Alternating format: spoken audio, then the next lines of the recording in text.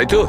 হ্যাঁ স্যার, আসলে ওখানে আমাদের প্রপার্টি নিয়ে কিছু প্রবলেম চলছিল, তাই জন্য আমি আর করণ ওখানে গিয়েছিলাম। করণ? হ্যাঁ, হি ইজ মাই লয়ার। ও আচ্ছা। স্যার, ওই জমিটা শীতলের নামে ছিল, সেই জন্য ওর ওখানে থাকা উচিত ছিল। ইয়েস স্যার, খুব ইম্পর্ট্যান্ট মিটিং ছিল। আপনি সিস তারা আমার অ্যাসিস্ট্যান্ট।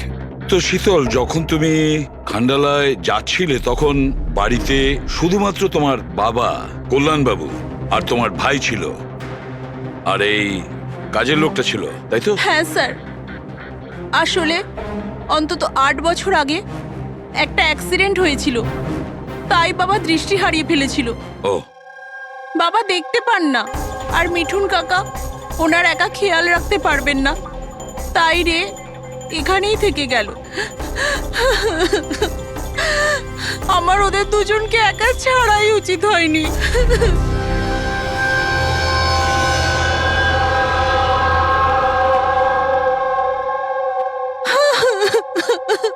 শান্ত হও, একটা কথা বলো শীতল, তুমি বলছিলে যে ওনাকে একা ছেড়ে যাওয়াই উচিত হয়নি, এটা তোমার কেন মনে হয়েছে? আচ্ছা, তোমার কি কোনো ভয় ছিল ওনার বা দুজনের বিপদ হতে পারে, এরকম কিছু হওয়ার?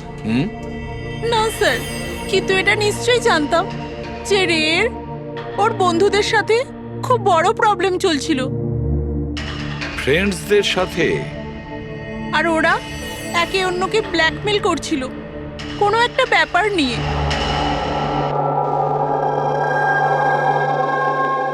তুই আমাদের সাথে এরকম কি করে করতে পারবি? একবার আবার ভেবে নে রে, আর এটাই যদি তোর ফাইনাল ডিসিশন হতো, তুই জানিস কি হবে। আই ডোন্ট কেয়ার, আমি তো শুধু ঠিক সময়ের জন্য অপেক্ষা করছি। কিন্তু যদি কেউ কিছু জানতে পেরে যায় তো? তুই পাগল হয়েছিস নাকি? যদি তুই এরকমই বিহেভ করতে থাকিস তাহলে কারণ না কারণ তো ডাউট হবেই। গাইস, যদি আমরা কন্ট্রোল থাকি তো উই আর সেফ। গাইজ, তোমরা নিজেদের দেখে নাও, আমি অনেস্টলি জানি না আমি কি করতে চলেছি।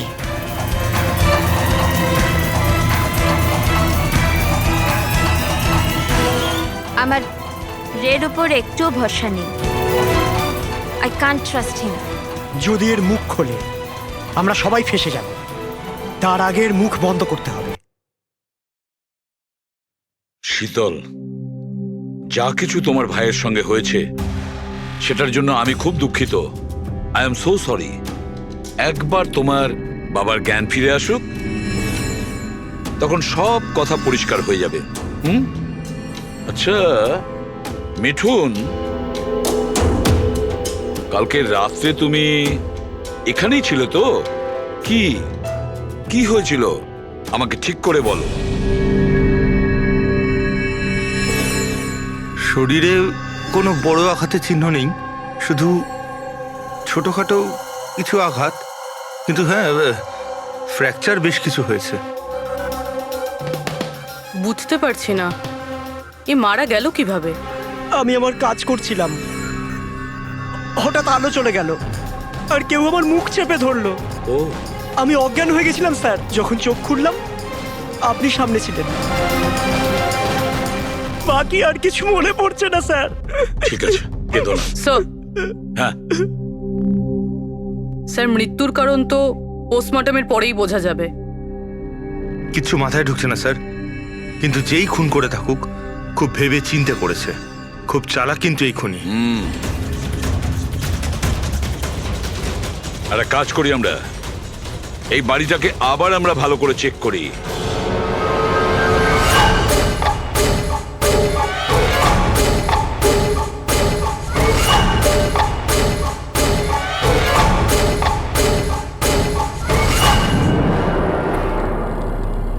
কাঁচটা ভেঙে বাড়ির ভেতরে ঢুকেছিল।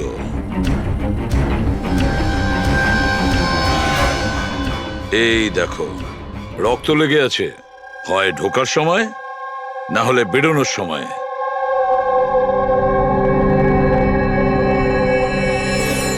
Hello, ACP Bardhaman here. আচ্ছা, কল্যাণবাবুর জ্ঞান ফিরে?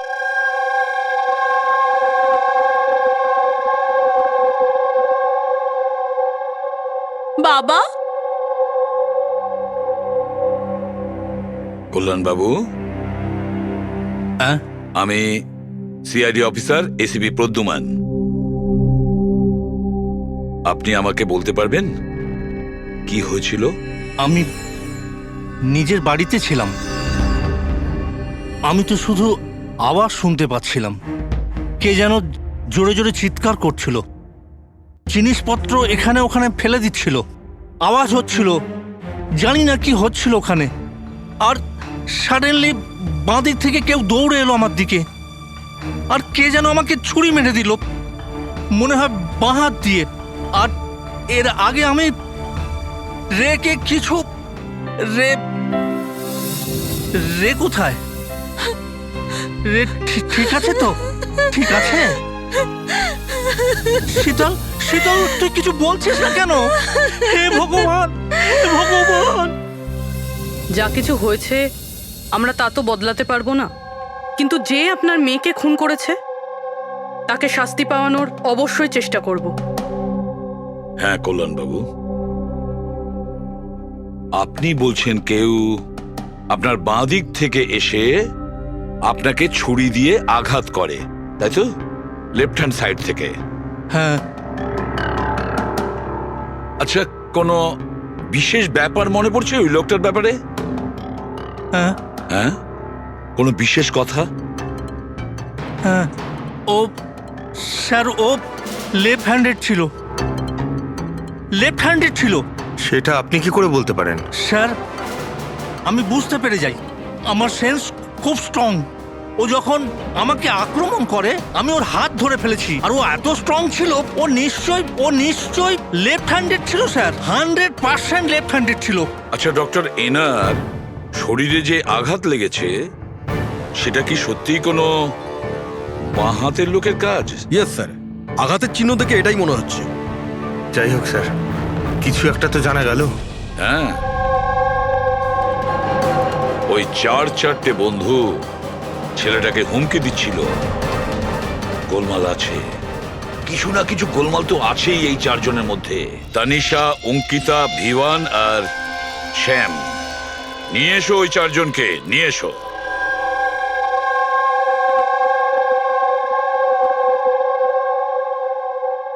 নমস্কার স্যার, আপনার পরিচয়?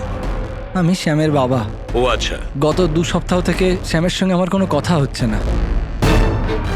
এবার আমি আপনাদের কি করে বলবো যে ও কোথায় আছে? আমি ওকে কয়েকবার ফোন করেছি, কিন্তু ওর ফোনটা কিছুতেই লাগছে না। আমি তানিশার মা। ওকে ফোন করে আমি কি জিজ্ঞেস করব? তানিশা আমাকে নিজেই বলেছিল যে ওর হলিডে ও এক্সটেন্ড করতে চায়, কিছুদিন ও ফ্রান্সে থাকতে চায়। আর আমি অঙ্কিতার ভাই, জাস্ট ফর নেমসে। ও বাবাকে ফাঁসিয়ে 80% প্রপার্টি ও নিজের নামে করে নেয়। আমি কেন চিন্তা করব স্যার ওর ব্যাপারে? স্যার, আমি অঙ্কিতার ব্যাপারে কিচ্ছু জানি না। হ্যাঁ স্যার, আমি যেটা জানি যে ও 2 সপ্তাহ আগে দিল্লি গিয়েছিল কোনো মার্শাল আর্ট ক্যাম্পের জন্য। আচ্ছা। হ্যাঁ স্যার, আমি বিভানের ফ্রেন্ড। ওর বাবার কাছে এত টাকা আছে যে ও ঘুরে বেড়ায়, থাকবে কোনো হলিডেতে? মানে এই 4 জন গত 2 সপ্তাহ ধরে শহরের বাইরে, আর আপনাদের মধ্যে কেউই ওদের খোঁজ রাখেন না? ঠিক আছে, থ্যাংক ইউ ভেরি মাচ। আপনারা যেতে পারেন। যদি আমাদের দরকার পড়ে আপনাদের আবার ডেকে নেব। Thank you. আচ্ছা, 1 মিনিট।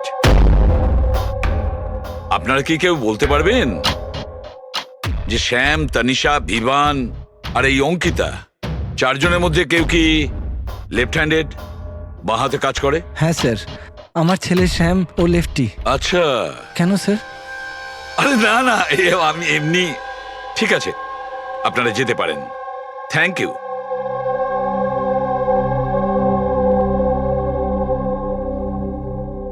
স্যার, এমন আবার নয় তো যে এই 4 জন মিলেই এই খুনটা করেছে? হতে পারে স্যার, আর সেই ভয়েই এই 4 জন কোথাও না কোথাও গিয়ে লুকিয়ে বসে আছে। স্যার, এই 4 জনের লোকেশন জানতে পেরে গেছি। স্যার, কাল রাত্রে স্যাম, তানিশা, অঙ্কিতা আর বিভান এই 4 জনেরই মোবাইল লোকেশন শীতলের বাড়ির 3 কিলোমিটার রেডিয়াসে ছিল। শ্যাম, তানিশা, ভিভান, অঙ্কিতা আর রে, এই 5 জনের মধ্যে কোনো রহস্য লুকিয়ে আছে। এমন কোনো রহস্য যেটা কাউকে বলতে চাইছে না ওরা। ওই রহস্যটাকে ওরা লুকিয়ে রাখতে চাইছে। হতে পারে এই রে এ হয়তো ফাঁস করতে চেয়েছে, তাই এই রহস্য যাতে কেউ জানতে না পারে, রে কাউকে যাতে না বলে, সেই জন্য রেকে পথ থেকে সরিয়ে দেয়। এটা জানতে হবে স্যার ওটা কি রহস্য ছিল যার জন্য রে মারা গেল। স্যার একটা কথা বুঝতে পারছি না, এই চারজন পালাতে গেল কেন? এদের তো খুন করতে কেউ দেখেও নি। এক্স্যাক্টলি, লাইট চলে গেছিল স্যার। আর ওই কল্যাণবাবু দেখতে পেতেন না, চাকর মিথুন অজ্ঞান হয়ে পড়েছিল। আর ওখান থেকে পালিয়ে কেউ সন্দেহটা নিজের দিকে কেন নেবে? স্যার জানি না কেন, খালি মনে হচ্ছে কিছু একটা মিসিং আছে। ট্রেস করা শুরু করি স্যার। যদি এরা শহর থেকে বাইরে গিয়ে থাকে, কোনো railway station, airport, bus stop কিংবা হোটেলে যেতেই পারে। ওদের ক্রেডিট কার্ড আর ডেবিট কার্ডের ডিটেলস বার করি। দয়া যে করেই হোক আর যেভাবেই হোক, এই চারজনের লোকেশনের ইনফরমেশন আমাদের চাই, খুব তাড়াতাড়ি। হ্যাঁ সালুকে বলো।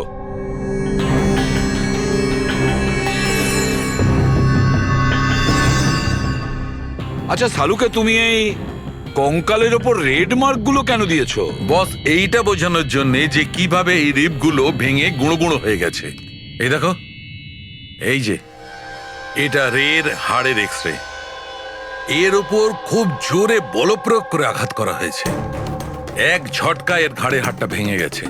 আর বস একটা আঘাত তো এর রিবের ওপর এত জোরে করা হয়েছে যে একটাই ঝটকায় এর রিবের বাঁদিকের 12খানা হাড়ই একসঙ্গে এক ঝটকায় একটা আঘাতে ভেঙে গেছে। আর মজার কথা হলো একই সিমেট্রিতে। এক ঝটকাতে 12টা হাড়। ফলাফল হার্ট বন্ধ হয়ে যাওয়া, হার্ট ব্লক। এর হার্টের ওপর খুব প্রেসার পড়েছিল। আর অদ্ভুত ব্যাপার হচ্ছে বস, এত জোর দিয়ে একে আঘাত করা হয়েছিল, এই রকম আঘাত কোন রকম অস্ত্র বা হাত দিয়ে করা সম্ভব নয়। একে দেখে তো মনে হচ্ছে যে খুনি খুব ভালো করেই জানতো বস। খুনি জানতো যে কোন পয়েন্টে আঘাতটা করলে একসঙ্গে এই সমস্ত হাড়গুলো একেবারে ভেঙে যাবে এক সিমেট্রিতে। হাত দিয়ে কেউ এত জোর তো করতে পারবে না। হ্যাঁ করতে পারে যদি কেউ মার্শাল আর্টের ব্যাপারে জানে তাহলে।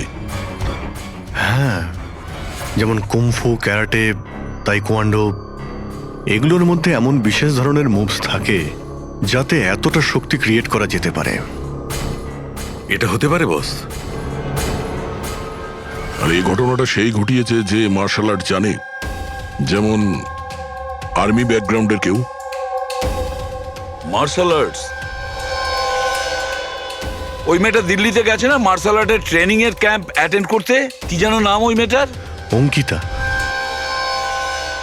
অঙ্কিতার ভাই তো আমাদের এটা বলেছে। স্যার আমি যেটা জানি যে ও 2 সপ্তাহ আগে দিল্লি গিয়েছিল কোনো মার্শাল আর্ট ক্যাম্পের জন্য। আর স্যার খুনের রাতে ওর ফোন শীতলের বাড়ির আশেপাশেই ছিল। ওই হয়তো করেছে। শ্যামের সাথে মিলে। হ্যাঁ, কল্যাণবাবুর ওপর যে ছুরি চালিয়েছিল সেই ব্যক্তি একজন বাঁহাতি, লেফট হ্যান্ডেড। এটা হতে পারে, কারণ এই শীতলের বাড়িতে যে জানলা থেকে আমরা ব্লাড স্যাম্পল পেয়েছিলাম, ওর ডিএনএ শ্যামের বাবার ডিএনএর সঙ্গে ম্যাচ করে যাচ্ছে। তার মানে শ্যাম ওখানেই ছিল। আর অঙ্কিতাও। এবার আমাদের এটা জানতে হবে যে শ্যাম, অঙ্কিতা, তানিশা আর বিবান এই মুহূর্তে কোথায় আছে। আচ্ছা, আপনি ক্যাব ড্রাইভার, আপনি সেই সময় কোথায় ছিলেন?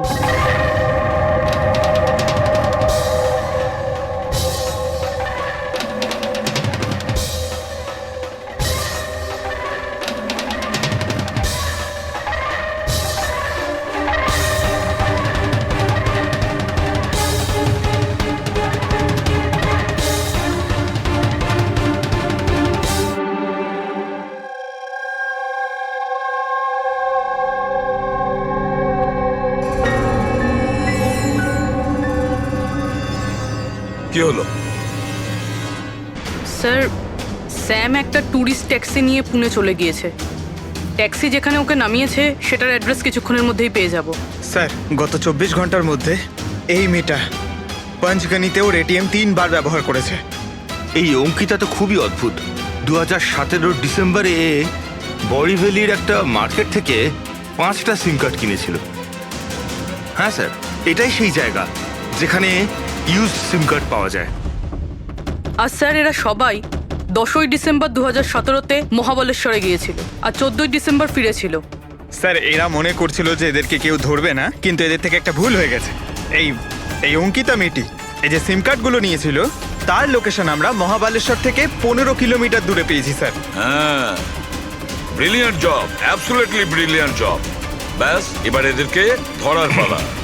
আমরা একটা টিম করি আর কাজ শুরু করে দিই। কিন্তু স্যার 5টা সিম কার্ড আর তাও ইউজড, এটা কি করতে চাইছে? যাই করছে করতে দাও, আফসোস তো করতেই হবে, নিশ্চয়ই আফসোস করবে।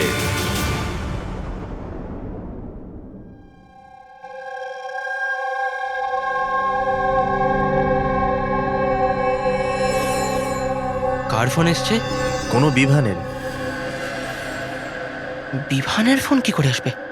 আপনি ঠিক করে শুনেছেন তো? এখন ও বিভান বললো তো বিভানই হবে, আমি কি করে জানবো? কথা বলুন। হ্যালো, কে বলছেন? তুই?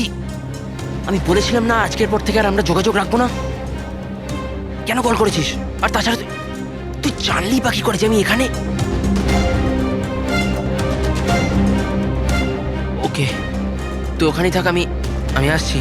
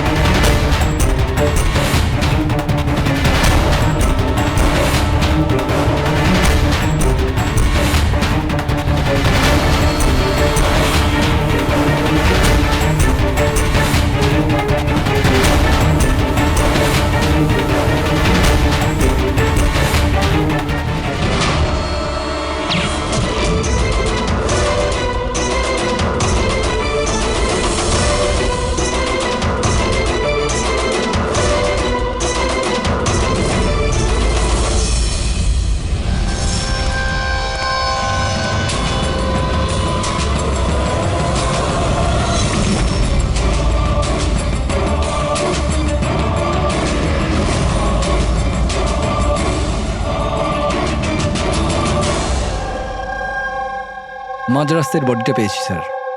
কেউ দিন দুপুরে ভিড় বাজারে ওকে গুলি করেছে স্যার। লং ডিস্টেন্স শট ছিল, অবভিয়াসলি স্নাইপারই হবে। স্নাইপার লং ডিস্টেন্স থেকে গুলি চালিয়েছে, তার মানে কেউ জানেই না যে গুলি কোথা থেকে চালানো হয়েছে আর কেই বা গুলি চালিয়েছে। যাই হোক, থ্যাংক ইউ ভেরি মাচ।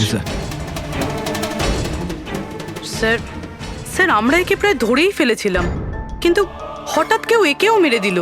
সেটাই তো। স্যার এটা তো কাকতালীয় হতেই পারে না।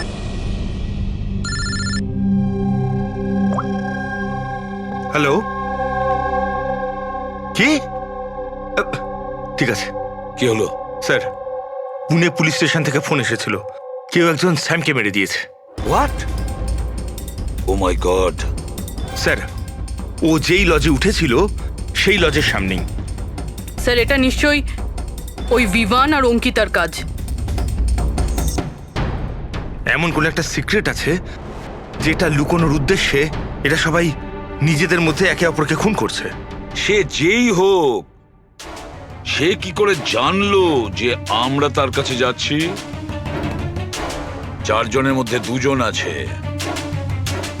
এক ভিভান আর অঙ্কিতা।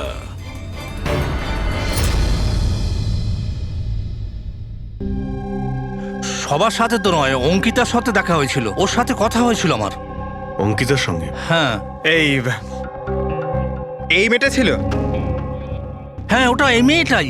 ও আমাকে পেমেন্ট করেছিল 2 দিনের 20,000 টাকা। 2 দিনে 20,000 টাকা দিতে ও রাজি হয়েছিল? এমন কি ইমার্জেন্সি ছিল? আচ্ছা, এই দুদিনে আপনি ওনার সঙ্গে কিংবা ওর বাকি গ্রুপের সঙ্গে কথা বলেছিলেন? না স্যার, আমার কারোর সাথে দেখা হয়নি। আমি মেয়েটাকে অফার করেছিলাম, আমাদের কাছে কুক আর সিলিন্ডার দুটোই আছে, কিন্তু মেয়েটা বারণ করলো যে আমার কোনো হেল্প চাই না। মেয়েটি বলল যে আপনি দুদিন পরে আসুন। আর দুদিন পর যখন আমি ফিরে এলাম তখন এখানে সব একরকমই ছিল, কোনো ময়লা কোনো নোংরা পড়েছিল না, সব পরিষ্কার ছিল স্যার। আচ্ছা, তারপরে আপনি এই জায়গাটা অন্য কাউকে দিয়েছিলেন? না স্যার, এই জায়গাটা রেনোভেশন করানোর ছিল, এই জন্য জায়গাটা বন্ধ করে দিয়েছিলাম। আপনার ক্লিনারকে একটু ডাকুন, ওর সঙ্গে কিছু কথা বলবো। আমি পাঠাচ্ছি। কোনো ক্লিনার আর কোনো কুক ছাড়াই দুদিন এখানে ছিল। কিছু না কিছু গন্ডগোল তো হচ্ছিল এখানে। আচ্ছা, এই কটেজটা পরিষ্কার তুমিই করো? হ্যাঁ স্যার। চলো।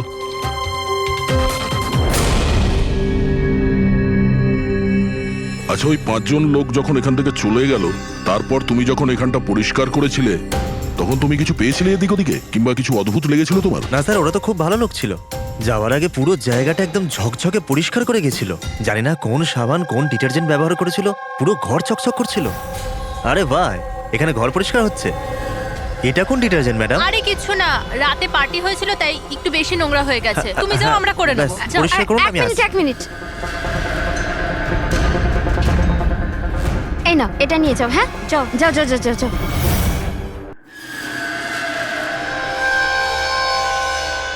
খুব দামি স্যার, আমি তো পড়িনি কখনো, নাহলে লোকেরা বলতো চুরি করেছি। দামি তো সত্যি, কিন্তু এখন এই দামি ঘড়িটা আমাদের কাছে থাকবে। আগে স্যার। আসুন, আপনারাও আসুন।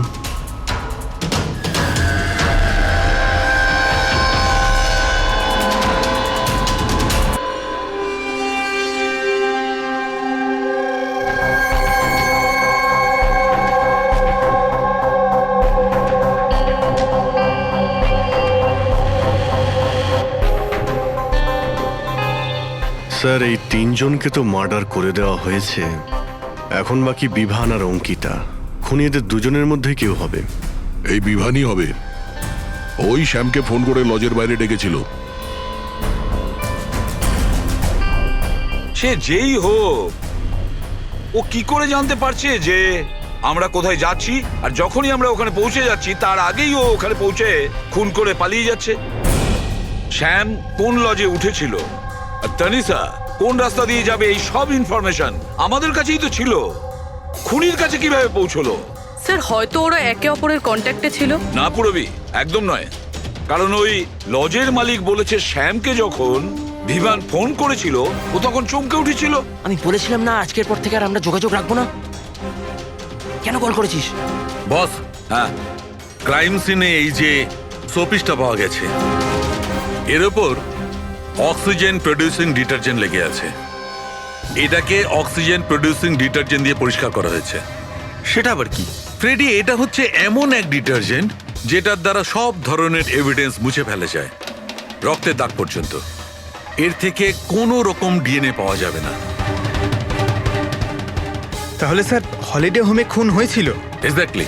আর হ্যাঁ, এই ঘড়িটা, এর ওপর আলাদা আলাদা লোকের আঙুলের ছাপ তো আছেই, সেই সঙ্গে আমি এটাতে কারোর ডিএনএও পেয়েছি। তাহলে হয়তো ওই এই খুনের পর্দা ফাঁস করতে চেয়েছিল। পুরবি, একটা কাজ করো, বিউরোতে যাও আর রক্তের রিপোর্টগুলো চেক করো, মিসিং পার্সনদের রিপোর্ট চেক করো, দেখো কোন রিপোর্টের সঙ্গে এই ঘড়ির বিষয় আছে কিনা। তাহলে ওই 5 জনের মধ্যে বেঁচে আছে 2 জন, বিভান আর অঙ্কিতা। যদি খুনি এদের দুজনের সঙ্গে কন্ট্যাক্ট করতে চায় তাহলে সে ওই যে 5টা ইউজড সিম কার্ড আছে না, সেটা এর কাছে থাকতে পারে, আর ওরই মধ্যে কোনো নাম্বার দিয়ে সে ফোন করবে, তাই না? ওই নাম্বারটা ট্র্যাক করি আমরা। স্যার, তানিশার খুন হয়েছে পঞ্চগানিতে, শ্যামের খুন হয়েছে পুনেতে। দুটো জায়গার 100 কিলোমিটার দূরত্ব, কিন্তু খুন করা হয়েছে সেম টাইমে। আর একই সময়ে কেউ 2 জায়গায় কি করে হতে পারে স্যার? কেউ তো আছে যে এই প্ল্যানে যুক্ত আছে স্যার। ধরে নিলাম দয়া এই খুনির সঙ্গে অন্য কেউ জড়িত আছে। একবার এই ভিভান আর অঙ্কিতা যদি আমাদের গ্রিপে আসে না, তাহলে সব প্রশ্নের উত্তর আমরা পেয়ে যাব। একটা কাজ করো অভিজিৎ, সাইবার ডিভিশন থেকে কোনো হ্যাকারকে ডাকো।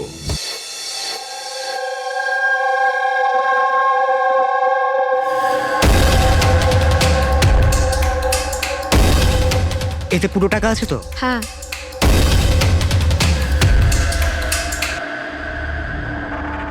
একটা মিসিং রিপোর্ট তো লেখানো হয়েছে, যেখানে এই ঘড়ির ব্যাপারে বলা হয়েছে। কোনো রণধীর কুমার নামের এনআরআই আছে। কবে ফাইল হয়েছিল এই রিপোর্টটা? 6 ডিসেম্বর 2017। কোনো করণ যোশী ফাইল করেছিল। হ্যাঁ, এই দেখুন।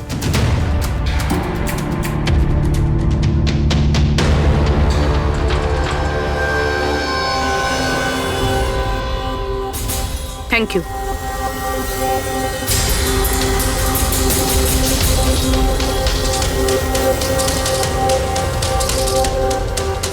ওরা আবার এই লোকটাকেও মেরে ফেলেনি তো?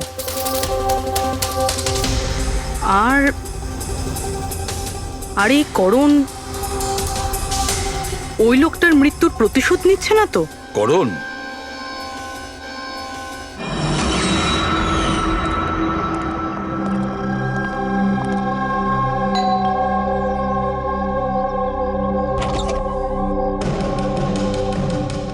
Good to see you. I hope এর মধ্যে টাকা পুরোটাই আছে। হ্যাঁ, পুরো টাকা আছে। এসো ভেতরে। দেখো, আমরা যেখানেই যাই না কেন, খুনি সেসব জানতে পারছে কি করে? হতে পারে আপনাদের লোকেশন কেউ ট্র্যাক করছিল। আপনি বলতে চাইছেন জিপিএস ট্র্যাকার? আগে সেলফোনস? Yes sir. একটা কাজ করো, তুমি আমাদের সেলফোনগুলো চেক করে দাও।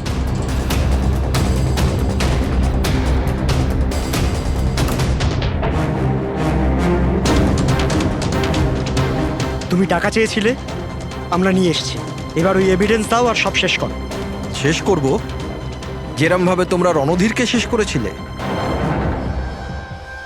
করণ, আমাদের প্রমাণ দাও। হ্যাঁ দেব, কিন্তু তার আগে আমি তোমাদের কারোর সাথে দেখা করাতে চাই। কে? ডাকছি।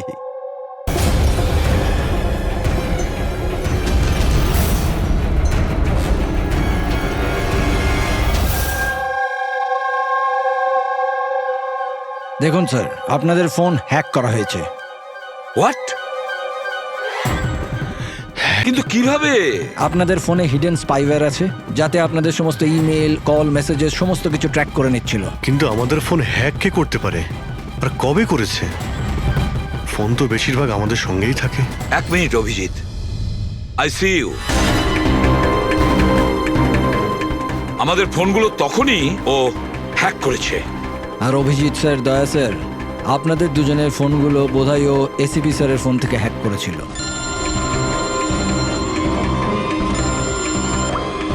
হ্যাঁ পুরবি। করণ মৃতের সঙ্গে রিলেটেড?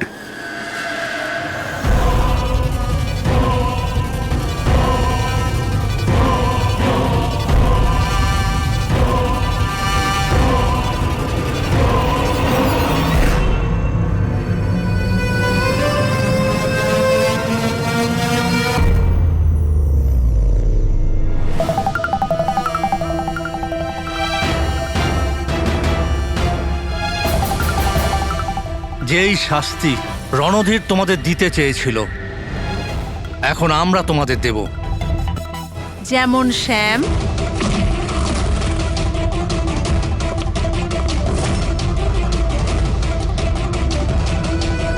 তনিষা আর রেকে দিয়েছি। এবার তোমরা দুজন বাকি আছো। তখনই রণধীরের আত্মা শান্তি পাবে। এই বাড়িতেই তোমরা মেরেছিলে না রণধীরকে?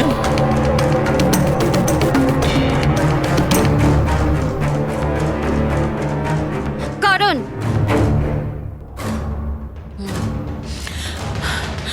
তোমার কাছে কোনো প্রমাণ নেই না? তুমি আমাদের ফাঁসিয়েছো না? হ্যাঁ? এই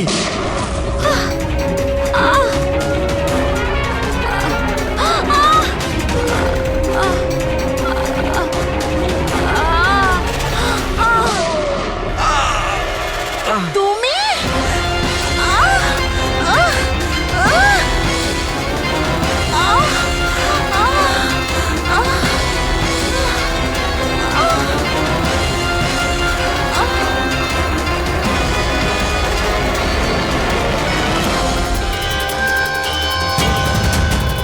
কি মারবো?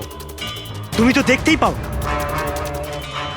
কিন্তু মারতে তো হবেই। ব্যাস এটাই প্রবলেম আজকালকার দিনে তোমাদের মতো ছেলে মেয়েদের। খুব তাড়াতাড়ি করো তোমাদের মতো আজকালকার ছেলে মেয়েরা কোনো লক্ষ্যে পৌঁছানোর জন্য। এটা ধরো, কে বলে যে তোমাকে দেখার জন্য আমার চোখের দরকার পড়বে?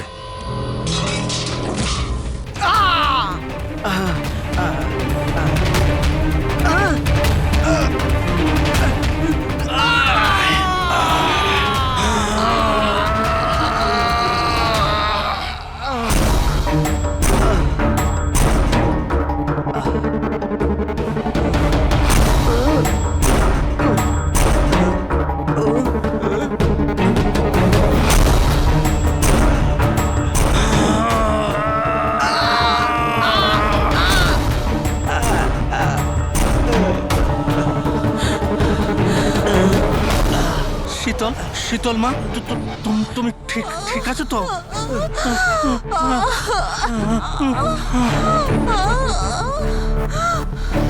বাবা,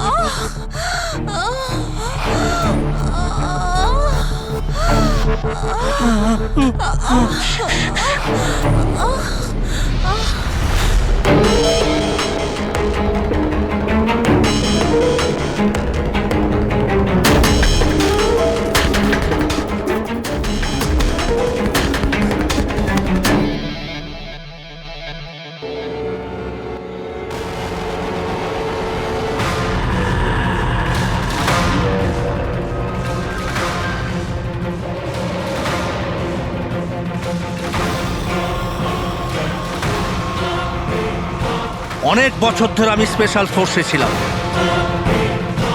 শত্রুদের আমি চটকে মেরে আমি শুঁকে বের করে দিতাম। আর তুমি তো বাচ্চা।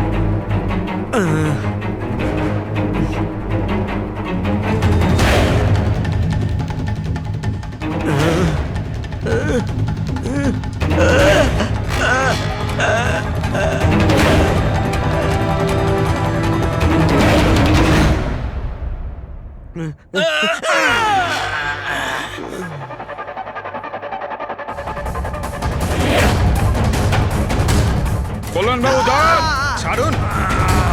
ছেড়ে দাও ওকে।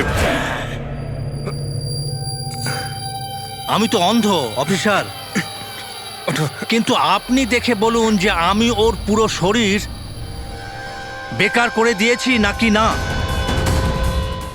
নাকি মারবো আবার?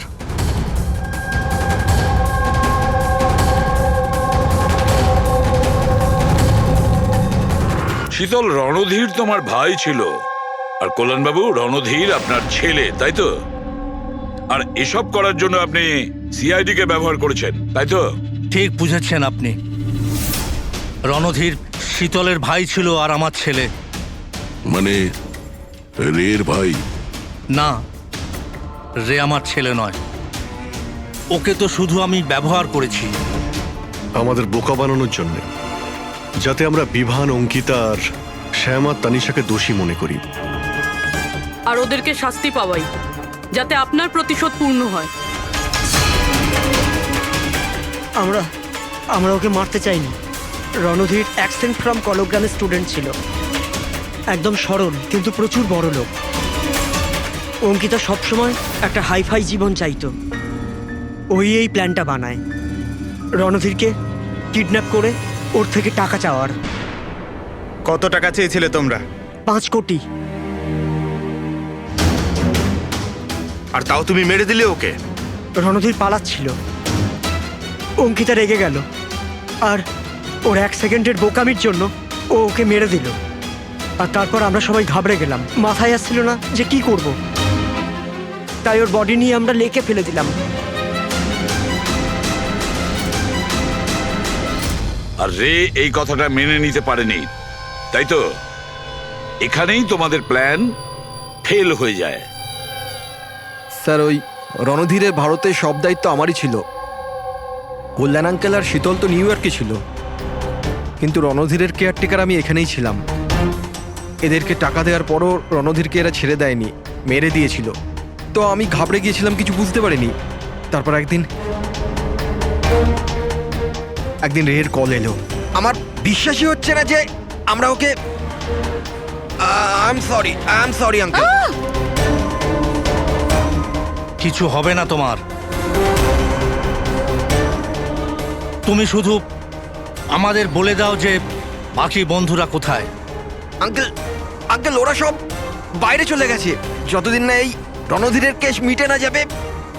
আঙ্কেল ওরা ফিরে আসবে না। কোথায় আছে ওরা? আঙ্কেল ওই ব্যাপারে আমি কিচ্ছু জানি না। রে তো আমাদের কাছে ছিলই, আর শুধু 4 জন বাকি ছিল। আর এই কাজ আমরা একা করতে পারতাম না। আর তাই তুমি আমাদের ব্যবহার করেছো, তাই না? ওর কাছ থেকে সমস্ত ইনফরমেশন বের করার পরে ওকে তোমরা মেরে ফেলেছিলে, যাতে আমরা যখন ইনভেস্টিগেশন করব তখন যেন সব কিছু পরিষ্কার হয়ে যায়। আর তার সাথে আমাদের সব এভিডেন্সও দিয়ে দিলে, 4 জনের মোবাইল নাম্বার। আর শ্যাম যে প্যাথোলজিতে কাজ করতো সেখান থেকে ওর ব্লাডের স্যাম্পল আনিয়ে নিলে, আমাদের সবার ফোন হ্যাক করলে। ভীষণ ভালো প্ল্যানিং। কিন্তু একটা কথা ভুলে গিয়েছিলেন আপনি, শাস্তি দেওয়ার কাজ আপনার নয়, সেটা আইনের কাজ। রণধীরের মৃত্যুর প্রতিশোধ তো আপনি নিয়েছেন, কিন্তু শাস্তি আপনি নিজেকে দিয়েছেন। বড় ভুল করেছেন।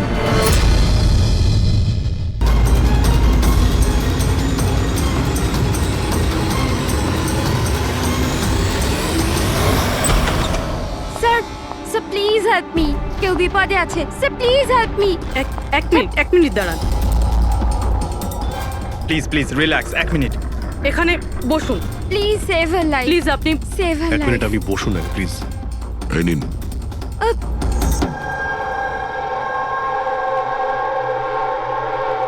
হ্যাঁ বলুন।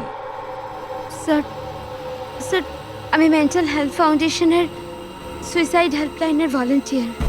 আচ্ছা, যারা ডিপ্রেশনে থাকে বা সুইসাইড করার চেষ্টা করে তাদের কাউন্সেলিং করি। একটা মেয়ে। কি প্রবলেম কি ছিল ওর? Domestic violence sir. স্যার ওই মেয়েটা বলছিল যে ওর স্বামী ওকে নেশা করে ওকে যা তা গালাগালি দেয়, ওকে মারধর করে, আবার ওকে ভয়ও দেখায় যে ওকে প্রাণে মেরে দেবে, আর তাও কিনা ওর সার্ভিস পিস্তল দিয়ে। সার্ভিস পিস্তল? আচ্ছা, আপনি কি করে জানলেন যে ওর কাছে যে পিস্তল আছে সেটা সার্ভিস পিস্তল? স্যার এই ওয়ার্ড ওই মেয়েটা ইউজ করেছিল, সার্ভিস পিস্তল। স্যার কোনো আর্মির বা পুলিশের লোক হবে। তা আপনি ওনাকে বললেন না যে পুলিশে কমপ্লেন করতে গিয়ে? বলেছিলাম আমি ওকে। হাসতে থাকলো, বললো পুলিশ ওকে কোনোভাবেই হেল্প করতে পারে না। আজ ও সুইসাইড করতে চলেছে। ওর পেটে 7 মাসের বাচ্চাও আছে। মাই গড। একটু আগেই ও কল করেছিল আমাকে। হ্যালো হ্যালো দিদি, দিদি আমি বলছি। হ্যাঁ কেমন আছো তুমি? দিদি আমি অনেক কষ্ট সহ্য করেছি, এবার আমি ডিসিশন নিয়ে নিয়েছি। এবার আমি আর ডিসিশন চেঞ্জ করব না। আমার কথা শোনো, তুমি এরকম কিচ্ছু করবে না, শুনছো তুমি? আজ আমার সাধের অনুষ্ঠান, আর তুমি তো জানোই সমস্ত রিলেটিভ কিছুক্ষণ বাদেই বাস ধরে সীতারা চলে যাবে, আর এই বাড়িতে আমি একদম একলা থেকে যাব ওই জানোয়ারটার সাথে। তুমি এসব কিচ্ছু করবে না, আমি তোমাকে আগেও বলেছিলাম না? প্লিজ তুমি পুলিশের কাছে যাও, পুলিশ উইল হেল্প ইউ।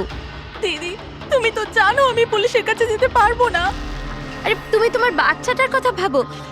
আরে তোমার পেটে একটা বাচ্চা আছে, ওর কথাই ভাবছি দিদি। আজ যদি নিজে সিদ্ধান্ত বদলে ফেলি তাহলে 2 মাস পরে আমি নিজের সন্তানকে কোন সমাজে জন্ম দেব বলো? আমি ওকে এমন পিতা দিতে পারি না।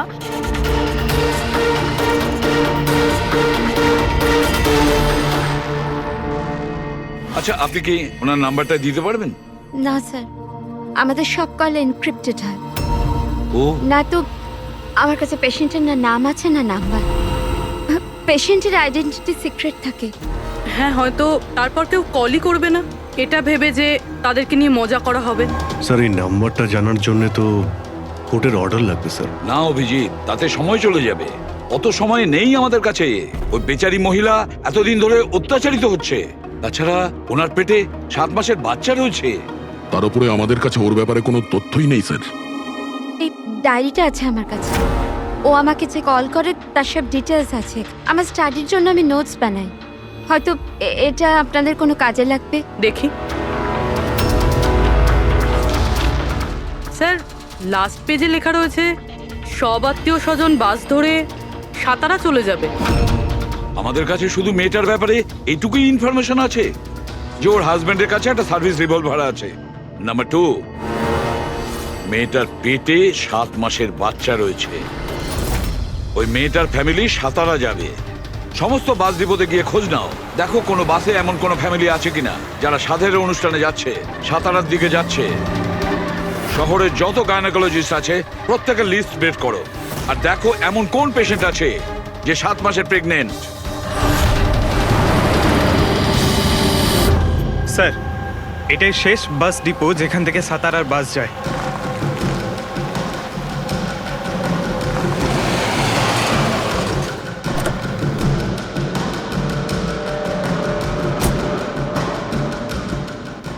দাদা শুনুন, 1 মিনিট দাঁড়া। আজ দুপুরে এখানে এই ডিপো থেকে সাতারার বাস ছাড়ার কথা ছিল না? একটা বাস তো যাওয়ার কথা ছিল, কিন্তু 1 ঘন্টা আগে। আসলে ইঞ্জিনটা খারাপ হয়ে যাওয়াতে লেট হয়ে গেছে। সেই বাসটা কোথায় আছে? ওই যে ওই বাসটা। এইটা? হ্যাঁ হ্যাঁ। আচ্ছা, আপনারা সাতারা যাচ্ছেন তো? হ্যাঁ। হ্যাঁ, কেন? আপনারা কি এখানে সাধের অনুষ্ঠানে এসেছিলেন? হ্যাঁ, কিন্তু আপনারা কারা? দেখো, আমরা সিআইডি থেকে আসছি। এই 7 টাকার ছিল। আমার আত্মীয় নয়নার। কিন্তু কি হয়েছে? এই নয়না কোথায় থাকে? ওর ঘরের অ্যাড্রেসটা দাও তো। B200 Shantinivas, Versova. Thank you, thank you. হ্যাঁ দয়া, এই ডিপোতে একটা ফ্যামিলি পাওয়া গেছে। হ্যাঁ, ওরই ফ্যামিলি। আর মেয়েটার নাম হলো নয়না। ঠিকানা হলো B200 শান্তিনিবাস, বার্সোবা। আচ্ছা তাই নাকি? ভাই গাইনোকোলজিস্ট আমাদের এই অ্যাড্রেসে দিয়েছেন। তুমি ওখানে পৌঁছো, আমরা ওখানেই যাচ্ছি। ঠিক আছে, আমরা পৌঁছাচ্ছি। ওকে। বার্সোবা।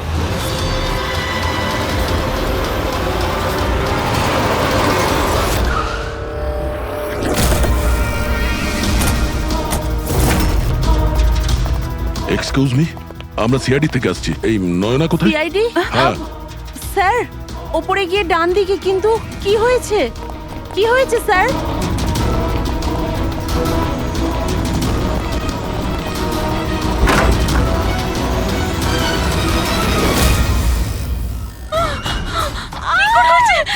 প্লিজ সামলান নিজেদের আপনারা। কি করছেন কি? শান্ত হন আপনারা। এটা কি হয়ে গেল? ও সুইসাইড করেই নিল। গুলি চিনের নিচের থেকে উপরের দিকে গেছে। স্যার, অনেকটা রক্ত বেরিয়েছে। মনে হচ্ছে অনেকটা সময় কেটে গেছে। পিছনে সরো। কি দাদা, হলো? দাদা দেখ দাদা। নয়না, এই, কি হলো নয়না? ইন্সপেক্টর আমান? তুমি ওকে চেনো? হ্যাঁ, আমরা ট্রেনিং একাডেমিতে একসাথেই ছিলাম। কেন করলো স্যার নয়না এরকম? এটা তো আপনিই বলতে পারবেন। ওটা ওকে টর্চার করতে, মারতে, হ্যাঁ, ভয় দেখাতে, হুমকি দিতে কি এক্সপেক্ট করেছিলে তুমি? কি করতে? হ্যাঁ, অ্যাটেম্পট অফ সুইসাইডের জন্য তুমি জেলে যাবে। স্যার, এটা কি বলছেন আপনারা? দাদা এরকম করতে পারে না। স্যার, আপনারা এটা ঠিক করছেন না। প্লিজ এরকম করবেন না। কত মেন্টাল টর্চার করা হয়েছে ওকে। নিজেরই মাথায় গুলি করে নিয়েছে। সবাইকে বাইরে নিয়ে যাও। চলো তুমি বাইরে চলো। নয়না, চলো suicide করতে চলো পারে না। চলো চলো সবাই চলো। প্লিজ চলো বেরো। প্লিজ চলো বাইরে যান বলছি। চলো বেরো, চলো চলো। শান্ত হন। আপনিও যান। চলুন চলুন। সেটাই হলো যেটা ওই গাইনোকোলজিস্ট বলেছিলেন। সুইসাইড করেই ফেললো। বডিটাকে ফরেন্সিক ল্যাবে পাঠিয়ে দিই আর এসিপি স্যারকে ইনফর্ম করে দিই যে ওকে আমরা বাঁচাতে পারিনি। 1 মিনিট, ওই ফোন